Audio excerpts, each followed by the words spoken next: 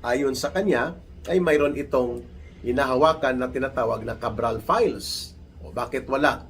So lahat ng ito hindi masasagot ni Ping Lacson, sapagkat ang motibo ni Ping Lacson ay hindi ang katotohanan, kundi ang paglilihis nito at ang pagtatabon-tabon, pagbibigay ng takip kay Marcos Jr. at kila Romualdez. Kapareho po sila ng interes at intensyon ni Tito Soto. Kaya po sila ang nailagay sa pamunuan ng Senado, na ang nagmaniobra nito sila Marcos mismo at sila Romualdez. Okay. Ngayon, dahil hindi maisagot at may paliwanag ni Ping Lacson ang debate at interpellation na hinahamon sa kanya ni Senator Marcoleta, pinagtulungan nila ni Tito Soto na ma-technical si Marcoleta. Eventually ay ma-establish ang matibay at magkakadugtong na mga pagsasalaysay at paglalahad ng katotohanan kung hindi pinipigilan at hindi binabansot at hindi minamanipulate nila Ping Lacson at Tito Soto ang Senate Blue Ribbon Committee. Pati ang report na gusto nilang palusutin, partial, pero basta wala at hindi kasama si Marcos Jr. or posible may ilan lang silang isasakripisyo. But the real intent is to cover up the criminal accountability of Marcos Jr. Yan ang dahilan kung bakit umatras at biglang naging bahagang buntot ni Ping Lacson sa pakikipag-engage sa interpellation and debate kay Senator Marcoleta. Aba, nakikita natin mukhang ganito rin po ang mangyayari. Nasalpukan dyan sa Senado kapag iniakyat na ang binaluktot at basura na impeachment articles na gustong mabuo ng House of Representatives laban kay Vice President Sara Duterte. At pag nangyari yan, umaatikabong ito na debate at banggaan ng mga punto de vista at mga posisyon kung sino ang sa panig ng pagtatabon-tabon at pagtatakip at pagtatanggol sa mga sindikato ng kurakot at mga mandarambong at pagpapaliwanag itong maniobra ni Ping Lacson sa Senado matapos na ito ay nabahag ang buntot at umatras sa debate at interpellation on the floor. Nang ito po ay hinamon ni Senator Marcoleta tungkol sa mga questions at pinapagpapaliwanag siya kung bakit maglalabas ka ng partial report.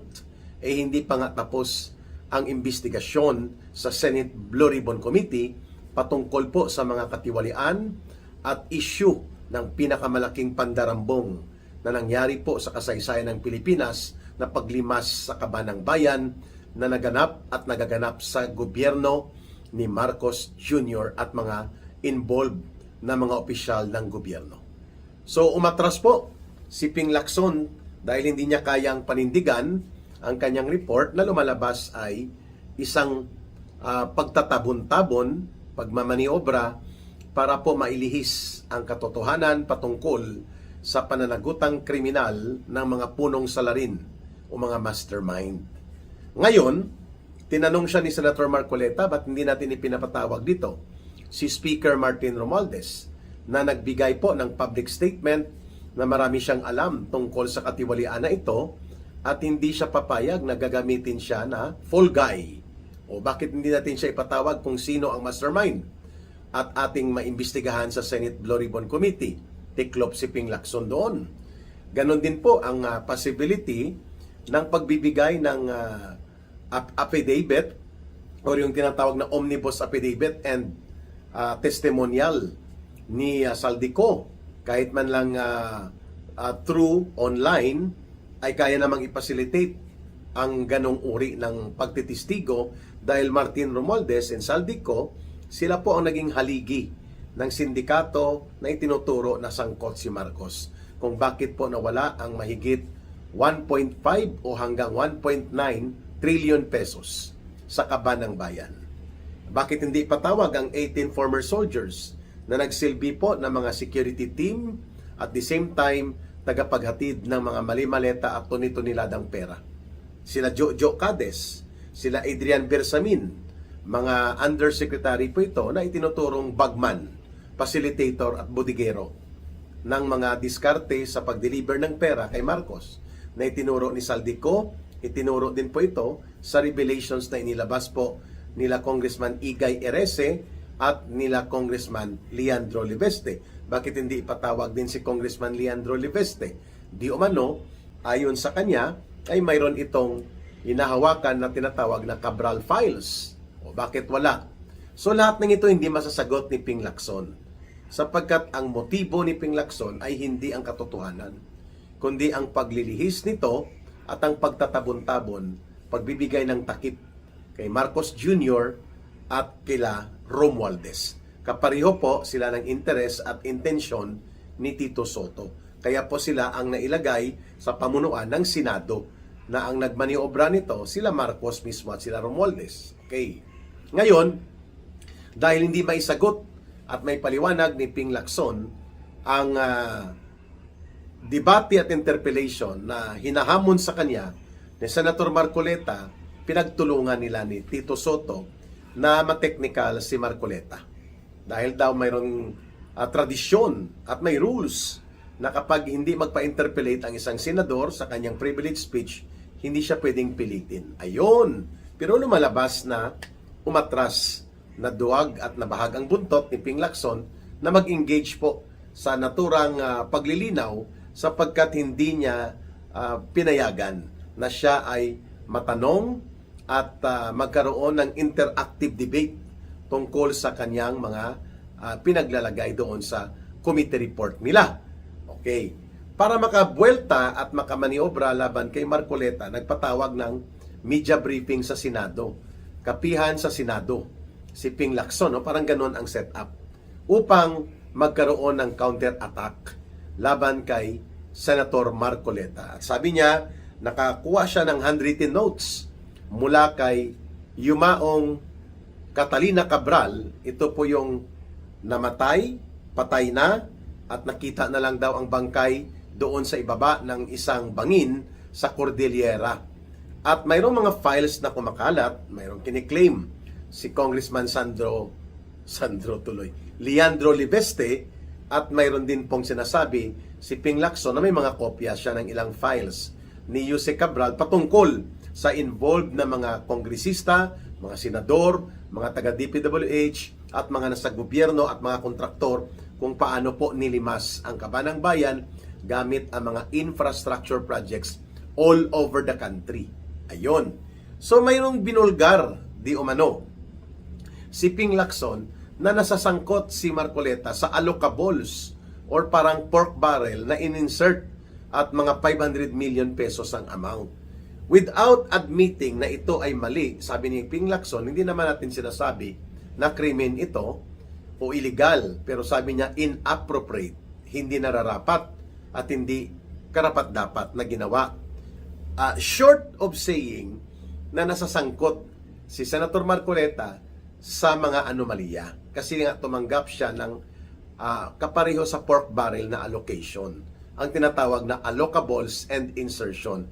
Sa pagkakaalam daw niya, sa notes na yon, 500 million pesos. Kung saan ito ginamit ni Senator Marcoleta, dapat magpaliwanag daw si Senator Marcoleta. So ito na ang mga maniobra.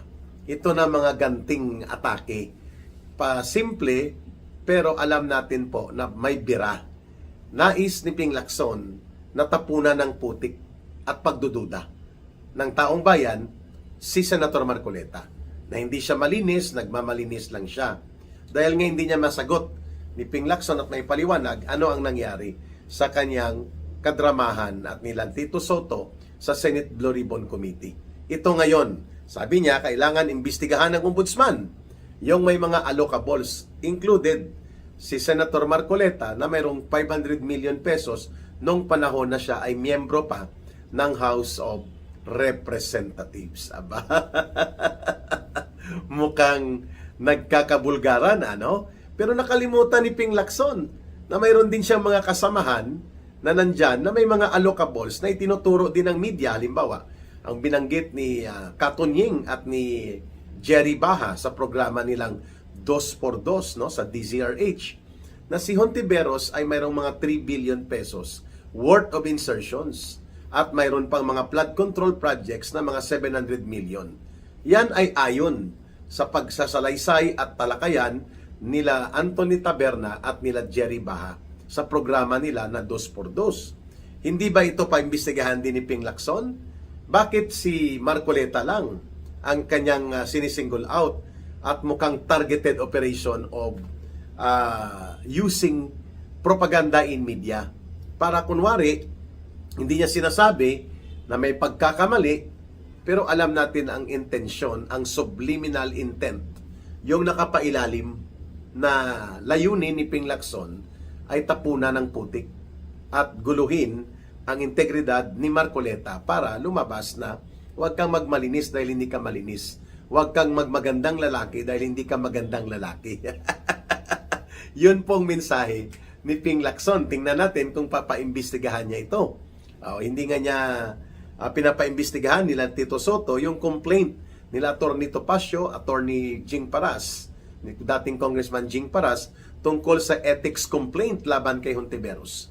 Tungkol sa tinatawag nilang allegedly ay tanim witness and witness tampering, witness manipulation sa kanyang committee hearing dahil may naglantad o may lumantad na testigo hinggil dito. O ba't di mo ito binibring up? Dahil kaalyado po ni Ping Lacson at ni Tito Soto, kasama nila sa silent majority, si Risa Hontiveros. Ayun! So ano po ang nakikita natin mga kababayan na patutunguhan nito? This is going to be a tug war or tug of war sa loob ng Senado kasi alam natin ang mga minority bloc senators ang kanilang simpatya sa mga Duterte. Kung nandyan si Bato de la Rosa, siyam sila. Pero dahil wala si Bato de la Rosa ngayon dyan, si Senator de la Rosa is not physically present at nagko-contemplate o pinag-iisipan na ni Tito Soto na maglabas ng show cause order bakit hindi siya papatawa ng disciplinary action sa Senado, walo lang naiiwan. Pero may 5 or 15 ang silent majority. Ito naman po yung nakalinya sa maniobra ni Marcos at nila Romualdez na grupo. Pero hindi yan intact, no? Hindi po yan solid. Kasi nakikita natin dyan, itong si Pia Cayetano, kapatid ni Alan Peter Cayetano yan, anytime pwedeng lumipat at tumawid dyan papunta dito sa minority group, no? At magiging karagdagang bilang ng mga senador. Nandyan din po si JB Ejercito na very vocal na hindi siya pumapabor dito sa impeachment gimmick ng maniobra nila Marcos at Romualdez. And maybe we can add one more, si Loren Legarda, yung kanyang anak, tinitira at dinidikdik ngayon sa House of Representatives. Na mukhang malabo din yan na tatayo upang hatawin ng 2x2 sa impeachment si Sara Duterte pag-akyat sa Senado. O 3 na yon, di ba? JB Ejercito, Pia Cayetano, Loren Legarda. O di, patas na. Pwedeng magmaniobra din po ang magkapatid na Villar kasi dati namang kaalyado at nakalinya yan sa mga Duterte at hindi yan bumibira sa mga Duterte. So between 3 to 5 senators ang pwede pong tumawid papunta sa grupo ng silent minority, ng maingay na minority at yung tinatawag na minority aligned group. So kahit wala si Bato de la Rosa, magiging 13 po ang bilang nila. Kung tumawid si Loren Legarda, tumawid si JB Ejercito, or kahit wala si JB, tumawid lang ang magkapatid na Villar at pati si Senator Pia Cayetano. So hindi sigurado si Ping Lacson dito, kaya nga pinoprotektahan niya at nila Tito Soto ang kaalyado nila, kunwari, na si Hontiveros. Pero ang bira niya ay nakatumbok kay Senator Marcoleta. Targeted operation po ito on the part of Ping Lacson. No? Yan ang mga tinatawag na maruming laro sa propaganda at maniobrang politika. At antayin natin anong sagot at pagpapaliwanag na gagawin ni Senator Dante Marcoleta sa pagkakadawit at pagkakasangkot ng kanyang pangalan sa allocables at insertions na mayroong 500 million pesos daw na hindi maipaliwanag na proyekto o mga pagkakagamitan kung saan napunta itong amount na ito na pinaputok ni Ping Lacson matapos na siya po ay umatras doon sa tinatawag na public debate niya supposedly kay Marcoleta sa loob ng Senado. Nakakatuwa at nakakatawa ang mga ganitong development. No, mayroon pa tayong narinig na mayroon din pong maniobra ngayon ng headcount sa Senado. parang attendance and loyalty check.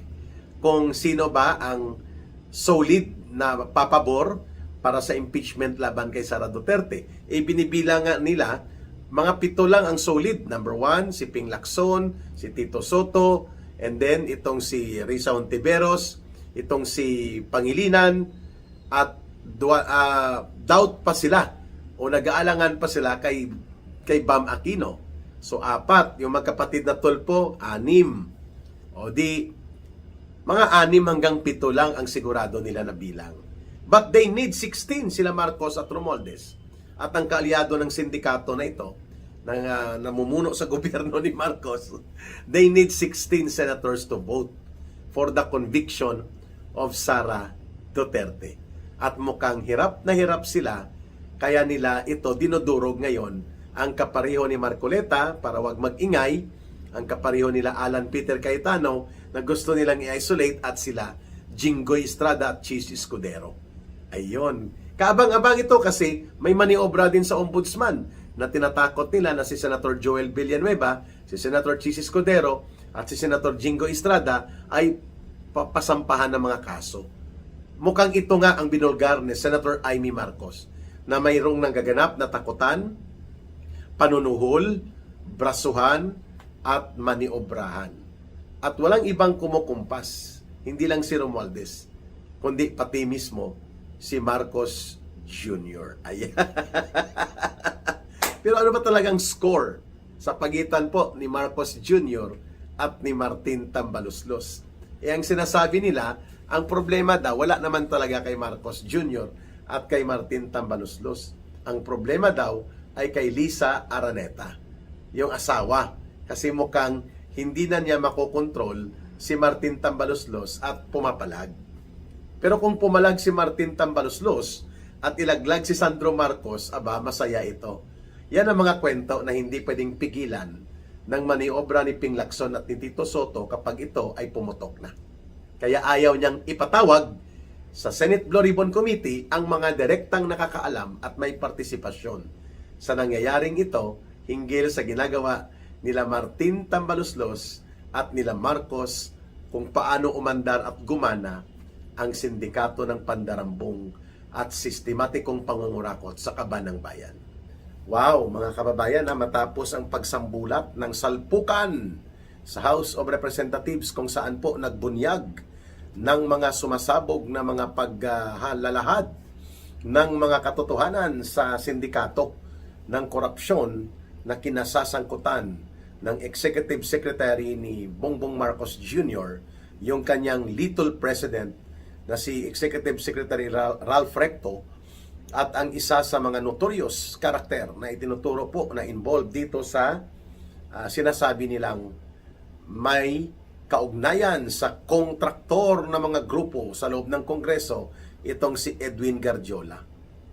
Ito na naman, hindi pa natapos ang salpukan sa loob ng House of Representatives, ay nagkaroon na naman ng banggaan salpukan sa pananaw sa loob po ng Senado. Matapos na nag-privilege speech si Senator Ping Lacson, ang tagapamuno ng committee on the Senate Blue Ribbon Committee. Ayun. Nakakalimutan na tuloy natin kung anong pangalan ng committee na yan, na instead na magiging yan ay daluyan at ugnayan ng mga pagbubunyag sa katotohanan hinggil sa korupsyon, pandarambong, pangungurakot sa kaban ng bayan at pagbubunyag sa katiwalian ng gobyerno. Ang Senate Blue Ribbon Committee, simula po nang ito ay hinawakan ni Ping Lacson, ay naging isa na lamang itong tool for whitewash and cover-up. Kaya po galit na galit si Ping Lacson kapag siya po ay pinupuna at binibigyan ng pansin ang kanyang pamamaraan kung paano iniikot-ikot, tinatabon-tabunan ang isyu ng totoong pinakamalaki na pagkakaroon ng tinatawag na pagnanakaw sa at paglilimas sa kaban ng bayan. Itong iskandalo ng flood control projects na ginamit po ng gobyerno ni Marcos at nila Romualdez na umabot po sa 1.5 trillion pesos hanggang 1.9 trillion pesos simula sa mga budget ng 2023, 2024, and 2025 at pati po sa kalagitnaan ng 2022 pa ay makakalkal ang pinakamalaking sindikato na nangyari po sa sistematiko na pangungurakot at malawakang pandarambong at paglilimas sa kaban ng bayan. So yung report ni Ping Lacson, hindi po pumirma ang mga minority group representatives, no? I think sa minority ay si Senator Rodante Marcoleta at si Senator Amy Marcos, if I'm not mistaken. Sila po ang nagre-represent sa minority para po sa Senate Blue Ribbon Committee. At nag-privilege speech nga itong si Ping Lacson at sinabi niya na nakikita na niya ang mga kaganapan at pagkakasangkot ng ilang mga opisyal mula sa DPWH, mga kontraktor, at ilang mga kongresista at senador na nagkaroon ng pagkakataon na maging mas organisado ang kanilang pagnanakaw at pangungurakot sa kaban ng bayan. Pero, yung pagdudugtong ng tinatawag na criminal trails, yung daloy kung saan papunta ang pagsunod sa mga ebidensya, testimonya, papunta sa mastermind, pinutol niya. At kaya nga, sabi ni Senator Marcoleta nang siya po ay nag-offer for questioning and interpellation on the privilege speech of Senator Ping Lacson, hindi siya pumayag, si Ping Lacson, na magpa-interpellate. No? Naging duwag. Si Ping Lacson, biglang nabahag ang buntot nang sinabi ni Senator Marcoleta na pwede bang magtanong at mag-interpellate doon sa privilege speech ni Senator Ping Lacson. Aba, pinigilan nila ni Senator Tota Soto. Tandem yan Batman and Robin yan. Kung sino si Batman at sino si Robin, sa pagitan po ni Tito Soto at ni Ping Lacson, sila lang nakakaalam yan. Sa Senado, biglang nabahag ang buntot, mga kababayan, ni Ping Lacson. Hindi niya binigyan ng pagkakataon na tanungin siya kasi binabanggit ni Senator Marcoleta, bakit walang kumpleto at buo na paglalahad ng report ng Senate Blue Ribbon Committee patungkol sa investigasyon sa korupsyon at pandarambong involving the flood control projects. Ay marami pa sa ng testigo na mas mabibigat at may kabuluhan ang magiging salaysay o mga testimonya hindi pinatawag. Bakit maglalabas ka ng partial committee report? Ang sabi ni Senator Marcoleta, ano ito? Partial final o partial provisional? Kaya galit na galit si Ping Lacson, no? Nagmamaktul, nag-aalboruto ang kanyang damdamin. Dahil isinasalang siya ni Senator Marcoleta sa open debate, hindi siya nag-engage. Naduwag at nadurog ang kanyang style ng kunwari crusader laban sa korupsyon. Kasi alam natin, may pinagtatakpan. Alam po natin na ayaw niyang ang criminal trails ay dudugtong kina Romualdez at kina Marcos. Kaya sabi ni Senator Marcoleta, ba't hindi po ninyo pinatawag at naimbestigahan dito ang 18 former soldiers, yung tinatawag na 18 brave men na mga dating security detailed to Congressman Saldico at sila ang mga delivery boys ng basura or male-maleta at tunito-niladang mga pera. Ba't hindi pinagbigyan? Sinasabi mo, sabi ni Senator Marcoleta kay Ping Lacson and doon sa mga senador, na baka magkagulo, baka hindi naman tama na pagbigyan sila ng pagkakataon na lituhin at guluhin lang ang investigasyon. May prejudgment at mayroon ng pre-conclusion kaagad si Ping Lacson, ano? So sa 18 soldiers pa lang, hindi niya na binigyan ng pagkakataon na isalaysay kung saan dinideliver, paano dinideliver, paano iniimpake, at ano ang sistema ng mga pagbubuo ng mga maleta na ito. No, ang isang maliit na maleta, mga nasa 25 to 30 million pesos, ang medium nasa 40 to 45 million, yung large nasa 50 to 58 million pesos. Hindi po niya ito binigyan ng pansin. 18 na mga dating sundalo ito at sabi niya walang saysay dahil baka magkaroon lang ng undue attention doon sa hindi naman mabibigyan ng katuwiran at katotohanan ang kanilang salaysay. O bakit ikaw magtatakda niyan? kung anong totoo at hindi pwede na mga salaysay, bakit hindi mo muna pinakinggan? No? Yan ang punto ni Senator Marcoleta. Pangalawa, bakit hindi pinatawag yung mga dalawang undersecretary direkta sa Malacanang na ginagamit as bagman at mga liaison ni Marcos upang magtago, magbudega ng mga pera na dinideliver nitong mga tauhan ni Saldico. Kay Saldico pa lang ito, hindi pa yung kay Bernardo, wala pa yung Yusek Bernardo ng DPWH at wala pa yung iba pang mga nagdi-deliver, like possibly sila Garjola, nagdi-deliver din po ito. Itong pinangalanan ni Congressman Liveste. So hindi rin pinatawag si Undersecretary Jojo Cadiz at Undersecretary Adrian Bersamin. Si Undersecretary Adrian Bersamin po, ito yung naglahad ng kanyang salaysay kay Congressman Liveste na mayroon silang direct message conversation ni Bongbong Marcos Jr. na nagbibigay ng instructions kung magkano at paano ang mga pagsalo ng mga mali-malitang pera na pinapadeliver nila Saldico. At ito nga ang inireveal ng 18 Marines, and sinabi rin po yan ni Ping Lacson previously na involved most likely ang Office of the Executive Secretary ng si Lucas Bersamin pang nandyan, ang kanyang apo na si Adrian Bersamin at isa pang Undersecretary na si Jojo Cadiz. Ang lahat ng ito, pinangalanan din ni Saldico. Hindi rin po pinatawag sa Senate Blue Ribbon Committee. Kaya tinatanong ito ni Senator Marcoleta, ba't wala ito sa report? Okay? Yung Diskaya couple na pinakulong na lang, hindi na binigyan ng pagkakataon na magsalaysay pa.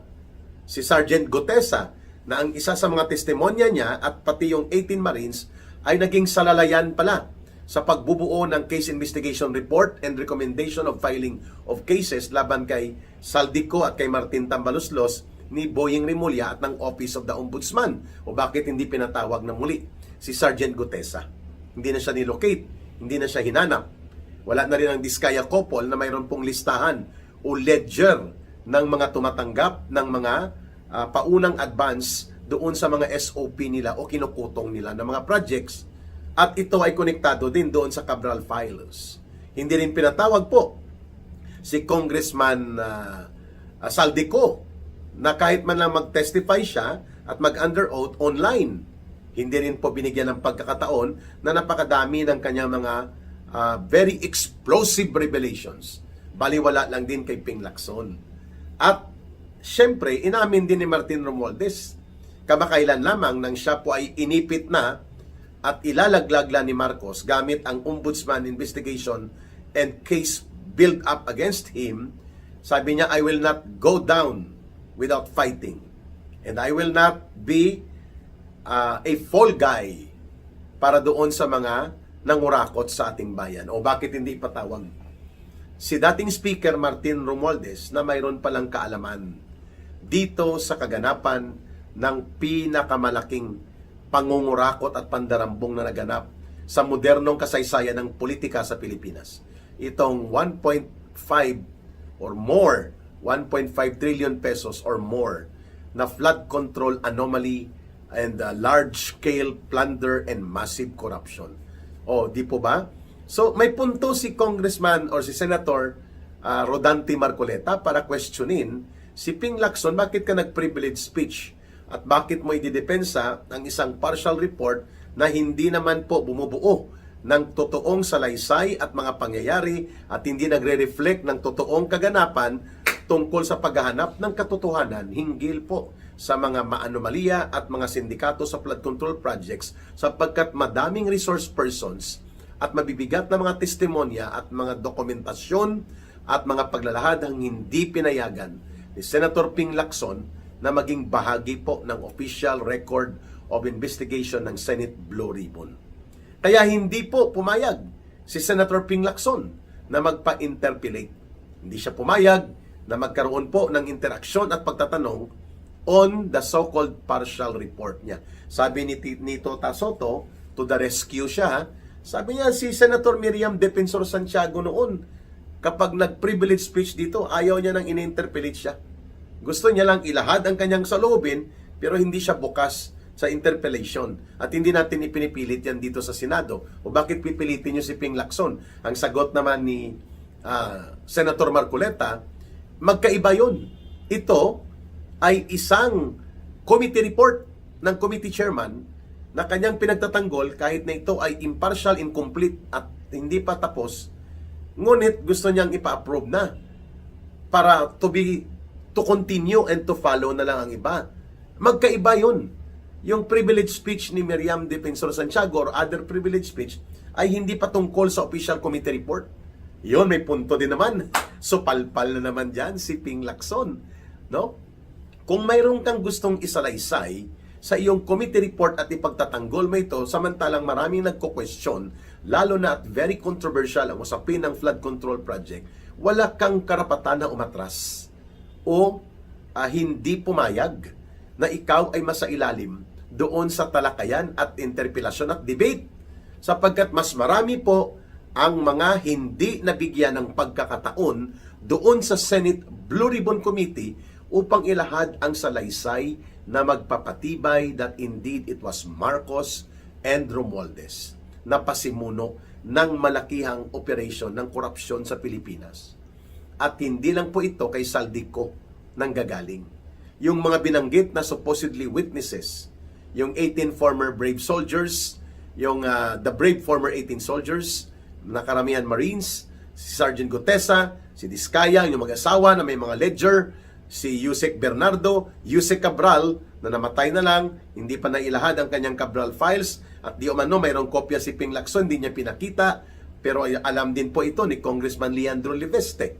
Nandyan pa po si Martin Romualdez, na sinabi niya, marami akong alam, at marami akong pwedeng sabihin. O bakit hindi po ito na-include doon sa pagbubuo ng proseso ng report ng Senate Blue Ribbon Committee? Aba, parang naging Senate Green Committee na lang ba ito? Berde. Ibig sabihin po mga kababayan, the refusal of Ping Lacson to engage in interpellation and debate in order to prove and justify na tama ang ginawa niya sa Senate Blue Ribbon Committee, pero ayaw niyang ipagtanggol on the floor of the Senate debate, lalo na sa kay Senator Marcoleta, pagpapakita po ito na may itinatago, may inililihis, at may gustong hindi mabuksan at hindi talakayin. Kaya nga dapat palitan ito si Tito Soto as si Ping Lacson, kasi sila dyan ang nakaupo bilang 1 and 2 leadership ng Senado. Si Tito Soto bilang Senate President at si Ping Lacson bilang Senate pro tempore. Ibig sabihin po, number 2 siya dyan, parang Deputy Speaker ang equivalent niya, kung sa House of Representatives. Ngayon, kung ganitong uri ng mga pagbubunyag ang gustong gawin ni Ping Lacson, pero ayaw naman pala niyang ipailalim ang kanyang mga report at mga ginagawang hakbang sa Senate Blue Ribbon Committee, which brings us to the point na hindi karapat-dapat na pirmahan nga at tanggapin ang kanyang Senate Blue Ribbon Committee, no matter how it is yet partial, no matter na hindi pa ito complete, and yet ipipilit niyang papirmahan, sapagkat may punto po ang opposition senators led by Senator Marcoleta to question the motive, the credibility, and the purpose ng paglalabas ng partial committee report na ito ng Senate Blue Ribbon, sapagkat lumalabas na ini-exonerate. Ano pong ibig sabihin ng ini-exonerate? Ini-absuelto na ni Ping Lacson po si Marcos Jr. at si Martin Romualdez, sapagkat ayaw niyang ipagdugtong ang mga makabuluhan at mga significant and very relevant na mga testimonya at mga testigo, sapagkat hindi maiiwasan dudugtong at patungo ang pananagutan at paniningil ng katiwalian at malawakang korupsyon na ito involving the flood control projects na ginamit na pagiging gatasan at hut-hutan ng napakalaking pera ng bayan na nawala. 1.5 trillion pesos, ang iba nagsasabi nga 1.9 trillion pesos. And yet, the Senate Blue Ribbon Committee ay naging isang duwag na tagapaglitis sana or tagapagsaliksik ng katotohanan na ang pananagutan eventually ay ma-establish ang matibay at magkakadugtong na mga pagsasalaysay at paglalahad ng katotohanan kung hindi pinipigilan at hindi binabansot at hindi minamanipulate nila Ping Lacson at Tito Soto ang Senate Blue Ribbon Committee. Pati ang report na gusto nilang palusutin, partial, pero basta wala at hindi kasama si Marcos Jr. or posible may ilan lang silang isasakripisyo. But the real intent is to cover up the criminal accountability of Marcos Jr. Yan ang dahilan kung bakit umatras at biglang naging bahagang buntot ni Ping Lacson sa pakikipag-engage sa interpellation and debate kay Senator Marcoleta. Aba, nakikita natin mukhang ganito rin po ang mangyayari. Nasalpukan dyan sa Senado kapag iniakyat na ang binaluktot at basura na impeachment articles na gustong mabuo ng House of Representatives laban kay Vice President Sara Duterte. At pag nangyari yan, umaatikabong ito na debate at banggaan ng mga punto de vista at mga posisyon kung sino ang sa panig ng pagtatabon-tabon at pagtatakip at pagtatanggol sa mga sindikato ng kurakot at mga mandarambong at sino naman ang naninindigan para papanagutin at itakwil ang mga mandarambong at magnanakaw sa gobyerno at panindigan ng katotohanan at tama sa pamahalaan na dapat siya namang ginagawa ng ating mga leader ng gobyerno including sa Senado.